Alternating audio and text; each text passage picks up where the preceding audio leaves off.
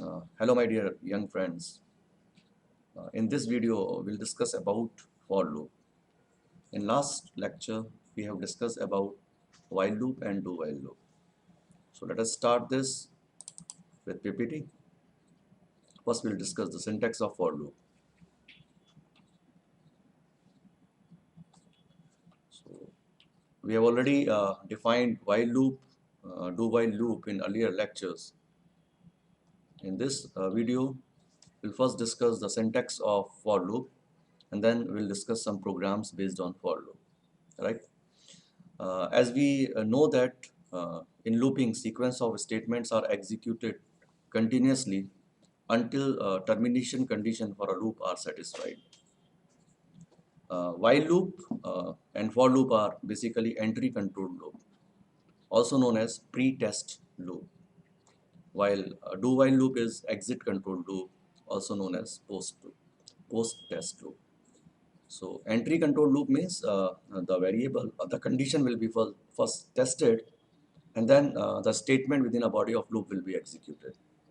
While in case of exit control loop, the statement shall be executed at least once and then it will test for the condition. So let us start with this for loop syntax.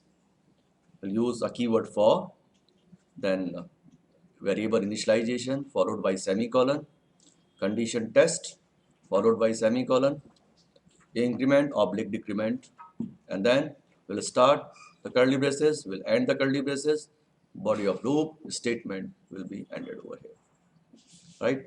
Variable initialization means we'll initialize the variable as in case of while loop.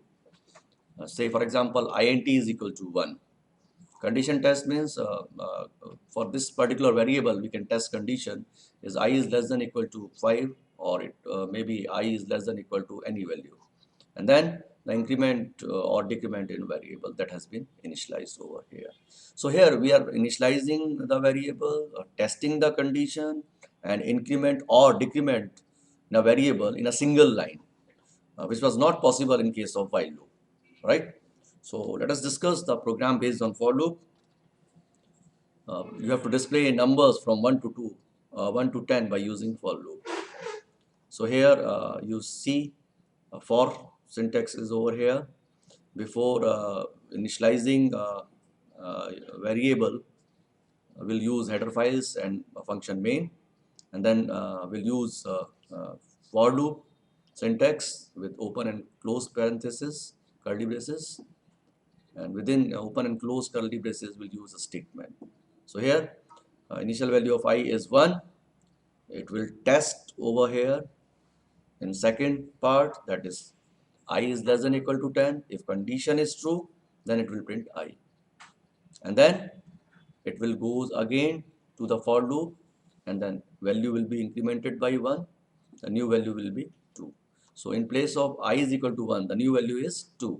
Then 2 will be tested over here. Is 2 is less than equal to 10, condition is true, it will print 2, and so on, so on, so on. So let us discuss this program in brief by using a real-time exposure of C compiler, based on C compiler. So I am starting it. Yes, we have a program that we have discussed in a PPT in a real-time exposure, right? So we'll start the program by header files, stdio.h, conio.h, then function, and then void, then start, we'll initialize a variable I over here, and then in control will transfer to the next line. Initial value of I is 1. Is I is less than equal to 10? Yes, condition is true. 1 is less than equal to 10. Then it will goes to the next line. Control will transfer to the next line. It will print the value of I, that is 1. And then control will transfer to the for loop again because the value has been incremented over here. So new value of I is 2. Then the condition will be tested over here. Is 2 is less than equal to 10, condition is true, it will print 2. Then again control will transfer to the for loop, value will be incremented by 1, new value is 3. So here I is less than equal to 10 means 3 is less than equal to 10, condition is true, it will print 3. and so on, so on, so on. This process continues until and unless this condition becomes false. So for example, the final value of I is 10, the value is incremented by 1, that is 11, control will transfer to this for loop again, final value of I is 10, is 10 is less than or equal to 10, condition is true, it will print 10 here, and finally increment in 10, that is 11, new value of I is 11, 11 goes to this for loop again, final value is 11, is 11 is less than or equal to 10, condition is false, then it will print 11. It will not print anything over here, and the control will transfer to the next and last line, which is called getch. So let us uh, compile this program. Is there any error in this program? No, there is no error. Then we'll run it by using a shortcut key, control F9. You'll see that the result should be displayed onto the screen, 1 to 10, right? Now, I'm just giving a slight variation in this program. I have initialized variable I over here. I can also initialize it over here because the syntax of for loop says that we can initialize this variable over here also. So int I is equal to 1. We can remove the initialization of this variable from here. We will compile this program by using the shortcut key Alt F9. There is no error in this program. Then finally, we want to see the output or the result or the answer of this program. We'll do it by using Control F9. You'll see the result should be over here, 1 to 10. We can further modify this program or some advanced feature of for loop. If you do not want to display the initialization of variable over here, we can do it by removing it from here and again initialize it over here. I is equal to 1 with semicolon. So here initial value of I is 1. So we can directly use it. We can initialize the very earlier,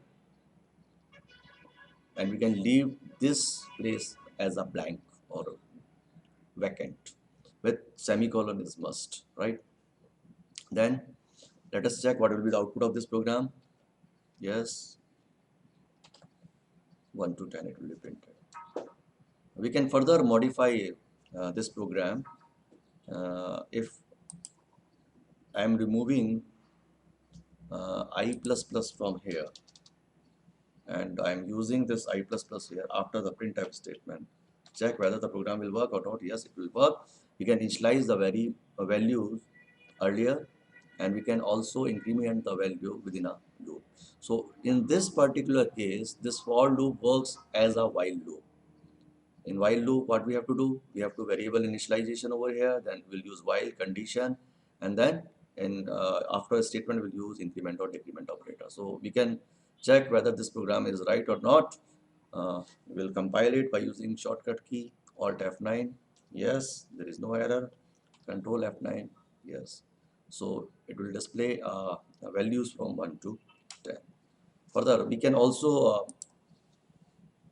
initialize the value over here, like I is equal to int I is equal to 1, and finally we can remove it from this place, and directly we can also increment within a loop. We can use 2 statement, we can use 1 statement, we can use 3 statement within a for loop. This is the additional feature of a for loop. So let us check.